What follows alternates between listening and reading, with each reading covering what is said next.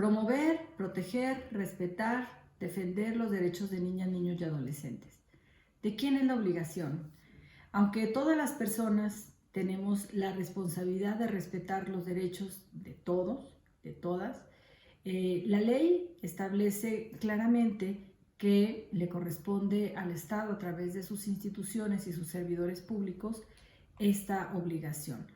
De manera particular, la Constitución Política de los Estados Unidos Mexicanos así lo establece en el artículo 1. Voy a citar el artículo. Las autoridades, en el ámbito de sus competencias, tienen la obligación de promover, respetar, proteger y garantizar los derechos humanos de conformidad con los principios de universalidad, interdependencia, indivisibilidad y progresividad. Fin de la cita. Las autoridades a las que se refiere este artículo, pues precisamente son las personas servidoras públicas. De este artículo se derivan 3 ideas clave. Primero, todas las autoridades de todos los niveles de gobierno están obligadas a promover, respetar, proteger y garantizar los derechos humanos. Esta obligación está descrita de manera precisa para las autoridades en cada una de los artículos de la Constitución a través de sus leyes reglamentarias y también para los grupos de derechos. Aunque faltan leyes reglamentarias para algunos derechos, hay algunas que ya existen y que ahí podemos ver muy claramente las obligaciones que se establecen. Por ejemplo, en el artículo 3 constitucional dedicado a la educación, ahí se señala pues lo que deben hacer las autoridades educativas y otras autoridades relacionadas con el derecho a la educación para garantizar su respeto, cumplimiento y su defensa. Lo mismo pasa con los derechos de niñas, niños y adolescentes, que si bien están establecidos en términos generales, hay una ley que establece de manera particular estas obligaciones. Esta ley es la Ley General de Derechos de Niñas, Niños y Adolescentes y bueno, en cada entidad federativa hay una ley que aún concreta todavía más. Otra idea clave derivada del artículo 1 de la Constitución relativa a las obligaciones es que la división vertical de poderes no puede ser alegada como excusa para el incumplimiento de esta obligación. Esto significa que una autoridad de un nivel jerárquico menor no puede decir yo no respeté tal derecho porque mi jefe no me lo mandó o porque le correspondía hacer, le correspondía cumplir esta obligación a mi superior jerárquico. Todos, sin distinción, todas tienen que cumplirlo. Estas obligaciones pueden verse en dos campos, ¿no? Desde dos miradas. Una, la obligación de no hacer y otro campo, la obligación de hacer. La obligación de no hacer pues es muy clara, no negar derechos, no violar derechos, no permitir las violaciones a los derechos humanos. Por ejemplo, en este rubro podemos conocer de violaciones a derechos humanos por omisión, por lo que la autoridad no hizo. Si la autoridad se abstiene de proteger a la población o a las niñas y a los niños, está incumpliendo su obligación porque está dejando de hacer. Esto ya está en el campo pues, de las violaciones, pero estamos en el campo de lo positivo, de las obligaciones. ¿Qué sí hacer? Bueno, las obligaciones de la autoridad en el campo de lo que debe hacer se pueden sintetizar en 3 grandes rubros. 1, respetar, proteger y cumplir o realizar. ¿Qué significa respetar? Pues primero, abstenerse de hacer cualquier acto que signifique la violación a la integridad, a los derechos, a las libertades de las personas o que ponga en peligro el ejercicio de estos derechos. Y por otro lado, pues respetar el uso de los recursos que están disponibles para que los sujetos de derechos puedan pues, acceder a ellos. Un ejemplo de ello que, por ejemplo, denunciaron las niñas, niños y adolescentes que participaron en la consulta de niñas, niños y adolescentes que impulsó el Instituto Electoral de la Ciudad de México en el 2018, me parece, o en el 19, en el 18. Decían los niños, en el parque, en un parque determinado de la ciudad, quitaron los jueguitos y pusieron puestos para la venta de comida.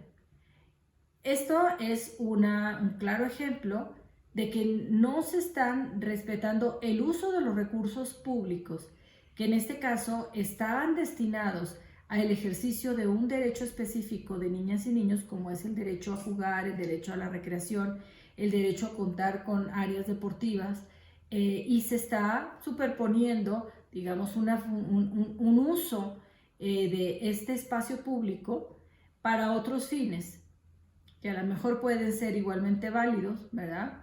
Impulsar la economía o tener disponible comida para los transeúntes de la zona, pero no se está respetando el derecho de las niñas y los niños, porque se está haciendo, no se garantiza que el uso de los recursos estén, en este caso, destinados a la exigencia, a la vigencia de sus derechos. La obligación de proteger pues tiene que ver con todas las medidas que se destinen para evitar que otros violenten los derechos de niñas y niños. Ahí esta obligación se despliega en dos posibles líneas. Uno, los mecanismos activos frente a las violaciones a los derechos humanos de niñas y niños, y otro, las acciones preventivas. Aquí podemos ver, bueno, que dependiendo de la competencia de las personas servidoras públicas, podrán actuar en uno o en otro sentido. Por ejemplo, siguiendo en el parque, si vemos que en un parque falta el alumbrado público y por eso se convierte en un espacio inseguro, o no hay rejas que protejan el área de juegos, entonces, bueno, no se están desplegando las medidas destinadas a proteger los derechos de niñas y niños. Algo tan simple como poder poner rejas o una cerca en el área de juegos infantiles para evitar algún tipo de delito o de violación a derechos de niñas y niños, o el alumbrado público, que eso incrementa las condiciones de seguridad. Estas serían medidas preventivas. Cuando ya ocurrieron los hechos violatorios o el atentado a la dignidad, a la integridad de las niñas y los niños, bueno, pues se tienen que desplegar las medidas, los mecanismos destinados para hacer frente a estas violaciones. Por otro lado, el tercer, grupo de obligaciones tiene que ver con las obligaciones orientadas a que se cumplan o se puedan realizar los derechos de niñas, niños y adolescentes. Estas son medidas que incluyen la acción afirmativa, que también se le llama discriminación positiva, es decir, todas las acciones orientadas a crear condiciones para que los derechos de niñas, niños y adolescentes se puedan realizar. Estamos hablando de medidas legislativas, judiciales, administrativas, ahí se incluyen, por ejemplo, las presupuestales o las programáticas, medidas educativas, medidas culturales, etc. Entonces, ¿cómo pueden desde distintos niveles de distintos niveles de competencia poder aplicar estas medidas? Bueno, pues quienes se dedican a hacer leyes podrán hacer medidas legislativas. Las personas servidoras públicas que están en la administración pública, que están al frente de una dependencia, pues pueden desplegar acciones para que los derechos de niñas y niños se puedan realizar.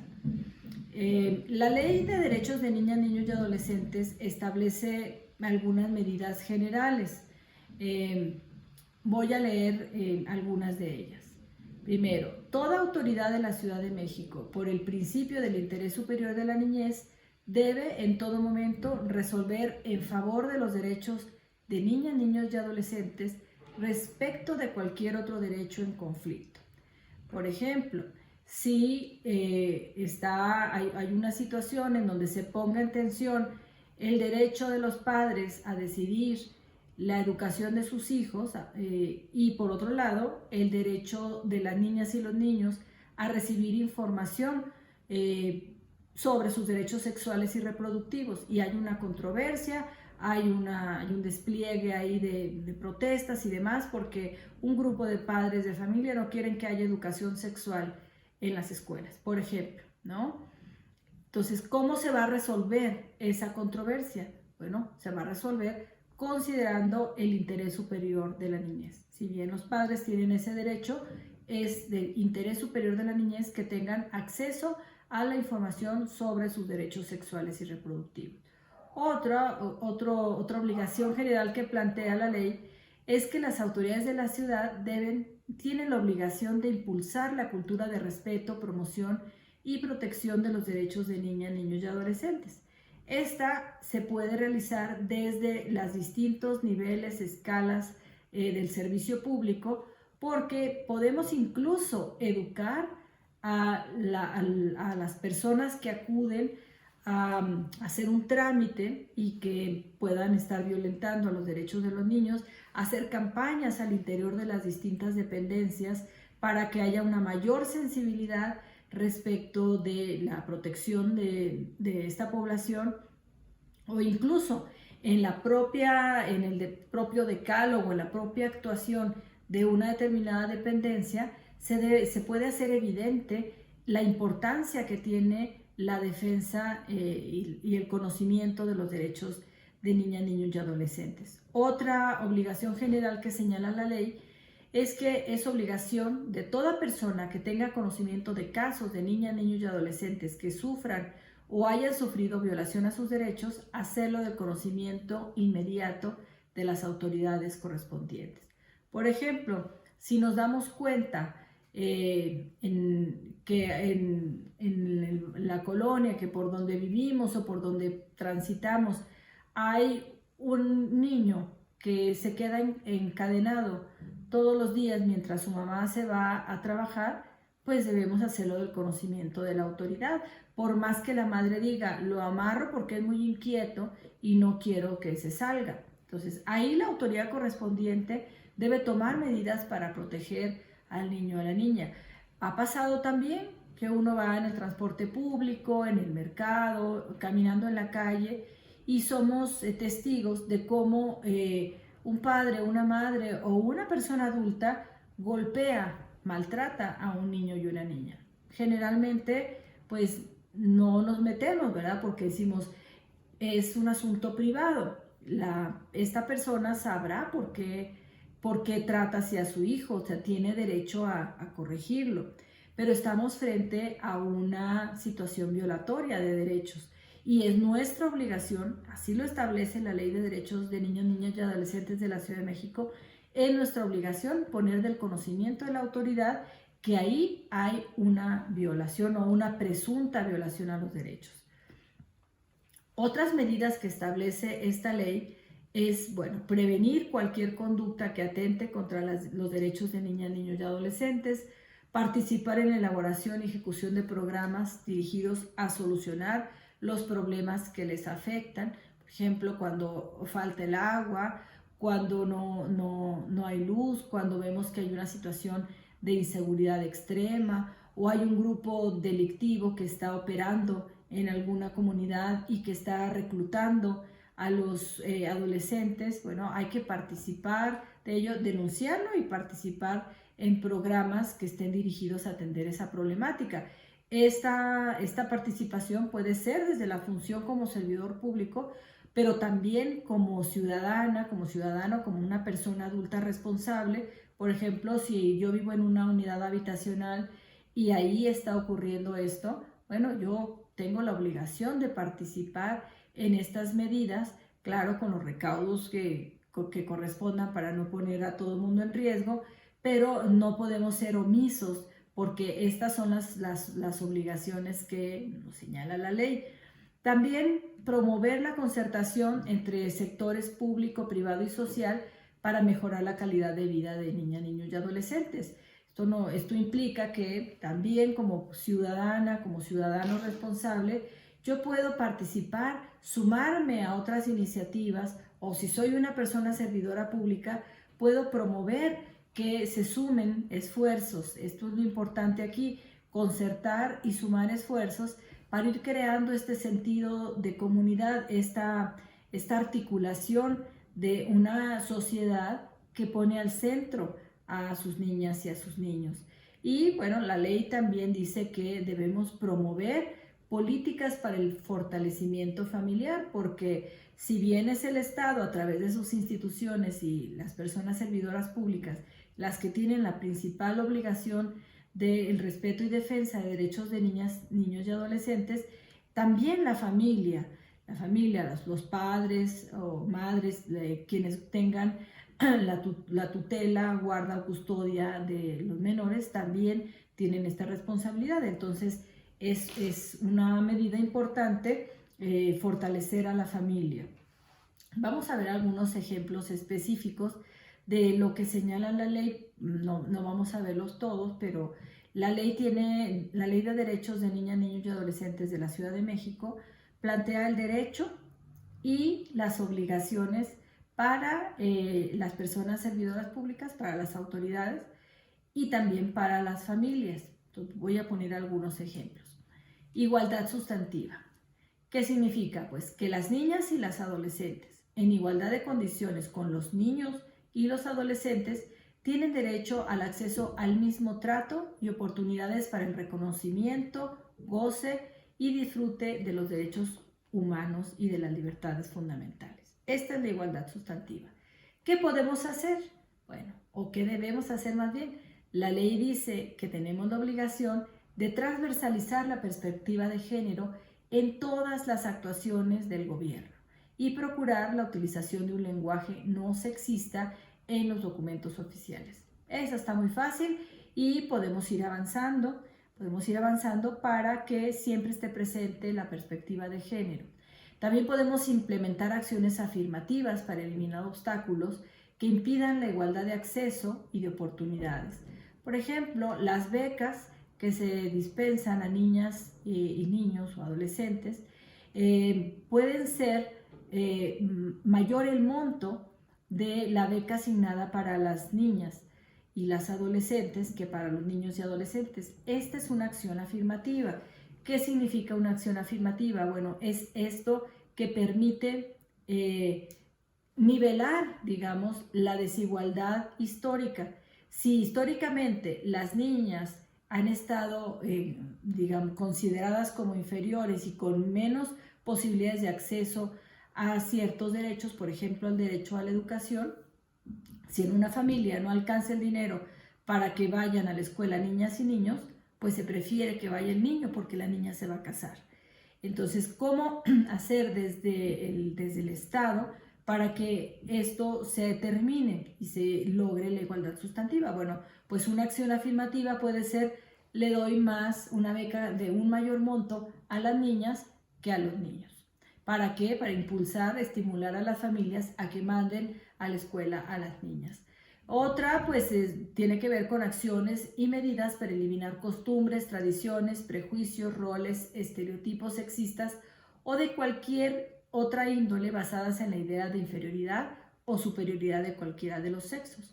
Por ejemplo, el acceso a los métodos de anticoncepción. En algunos casos nos relatan adolescentes, hombres, que si ellos van a un centro de salud a pedir preservativos, condones, pues se los dan. Si va una adolescente mujer, la regañan, le llaman la atención, le dicen de cosas y le dicen que no hay. Esto es una situación extrema, es una violación y tiene que ver con este reto de la igualdad sustantiva. Detrás de esa respuesta hay un prejuicio, hay un estereotipo de género. Está la idea de que las niñas tienen que ser decentes, no tienen que andar con el condón, ¿para qué lo estás pidiendo? Ya andas de loca. Entonces, todo esto se tiene que erradicar porque finalmente va a representar una violación a los derechos humanos. Y otra acción muy concreta es impulsar campañas de sensibilización sobre los derechos de niñas, niños y adolescentes, en particular sobre los derechos sexuales y reproductivos. Otro campo de derechos que tomé como ejemplo, pues es el derecho a no ser discriminado. Aquí tenemos, en la Ciudad de México, tenemos algunos grupos poblacionales que sufren una discriminación múltiple, no solo por ser niñas y niños o adolescentes, sino porque a esta condición se suman otras, por ejemplo, estar en situación de calle. Niñas, niños y adolescentes que están en situación de calle sufren mayores violaciones a sus derechos humanos por el hecho de estar en esa condición. Entonces tenemos que implementar medidas para la protección de esta población sin que esto signifique forzosamente sacarlos de la calle. O sea, si están en situación de calle, vamos a buscar que no estén en esa condición, pero si están ahí ya, protegerlos para evitar la discriminación. Los quienes están en conflicto con la ley o estuvieron en conflicto con la ley, quienes ya tuvieron un problema, un conflicto, generalmente la sociedad lo rechaza. Entonces se tienen que desplegar medidas de apoyo para que no sufran una doble o triple discriminación. Lo mismo para niñas, niños y adolescentes afrodescendientes o indígenas. De manera particular, aquí es importante desplegar medidas para proteger a las niñas, niños y adolescentes que sufren las peores formas de trabajo infantil. El trabajo infantil de por sí debe ser erradicado, pero no solo no ha podido ser erradicado en el mundo, sino que se han identificado lo que se llama peores formas de trabajo infantil. ¿A qué nos referimos? Trata, explotación humana, turismo sexual, prostitución, pornografía infantil, etc. Entonces hay que desplegar medidas para prevenir ese tipo de trabajo infantil, esas peores formas de trabajo infantil, pero también para evitar la discriminación a quienes están en esa condición. Otro grupo de derechos que tomaremos como ejemplo, ya para ir terminando, son los derechos de libertad, de convicciones, éticas, de pensamiento, de conciencia, de religión, de cultura. Tenemos la obligación de garantizar que estos derechos se puedan ejercer plenamente. Un caso que aparentemente parece que ya se está disminuyendo son las niñas y niños que reciben un trato discriminatorio o que se les impide practicar su religión, a quienes tienen algunas denominaciones de fe, por ejemplo, que les impiden rendir honores a la bandera. Estamos hablando, por ejemplo, de los testigos de Jehová. Hasta hace unos años era muy común que estos niños o niñas sufrieran discriminación en la escuela y les bajaran puntos o incluso les negaran la inscripción. Entonces la ley de derechos de niñas, niños y adolescentes dice que pues, se tiene que proteger este derecho a la libertad de convicciones, de conciencia, de religión y también de cultura. Entonces no se le puede negar derechos ni se le puede negar que practique, en este caso, su religión cuando esta le indica que no debe rendir honores a un objeto, como es el caso de la bandera. Pero además, de manera particular, la ley señala, voy a leer, que en la Ciudad de México, con carácter prioritario, se reconocerá, protegerá y promoverá la preservación, desarrollo y uso de la lengua materna indígena entre niñas, niños y adolescentes etnohablantes de origen, ya sea que residan o sean huéspedes de la Ciudad de México. En el pasado, y nos queda como tradición en muchos casos, se buscó que en México se buscó alfabetizar a nivel nacional a la población indígena y se desestimuló la preservación de la lengua. Esto pues hizo que muchas lenguas fueran desapareciendo, o que incluso algunas personas pertenecientes a algún pueblo indígena lo negaran públicamente y trataran de parecer que no lo son. Pero en las últimas décadas esto se ha revertido y se está, bueno, reconociendo el derecho a preservar la cultura y las tradiciones, entre ellas la lengua. Por eso ya no se recomienda, se desestimula en términos de política pública y de acciones del servicio público que se niegue el servicio, por ejemplo, a personas que no hablan español y que hablan su lengua de origen. No solo no se debe promover que aprendan español y dejen de hablar su lengua, que eso es el extremo de la violación al derecho humano, sino que a veces son violaciones más sutiles. Entonces llega una persona a solicitar un trámite, no habla bien el español o tiene una apariencia que nos deja ver que pertenece a un pueblo indígena y se le niega el servicio, se le discrimina.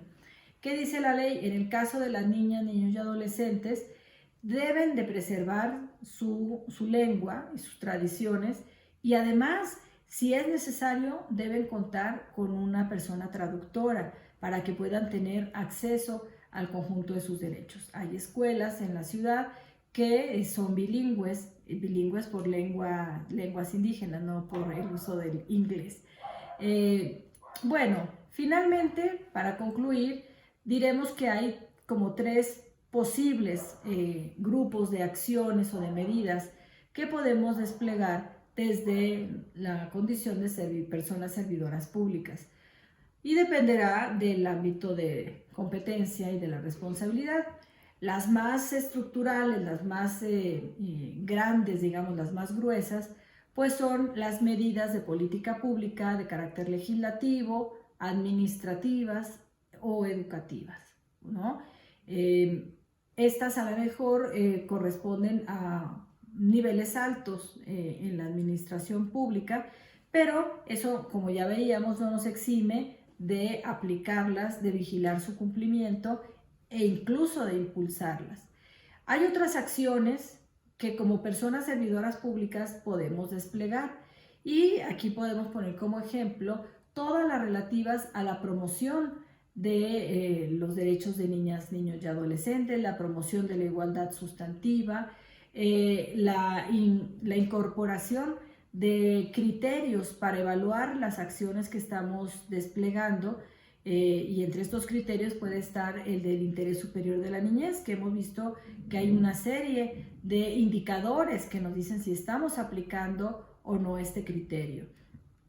Y finalmente, las acciones que podemos desplegar como ciudadanas, ciudadanos, como personas en general, que incluyen acciones específicas, pero también actitudes de respeto, empatía, solidaridad con las niñas, niños y adolescentes, particularmente quienes pueden estar en una situación de una discriminación múltiple.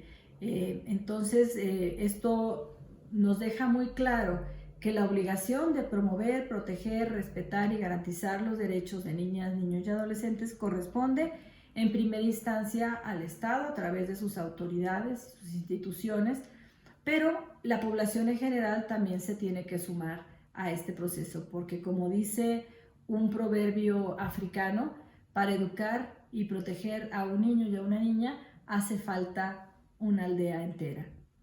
Hasta pronto.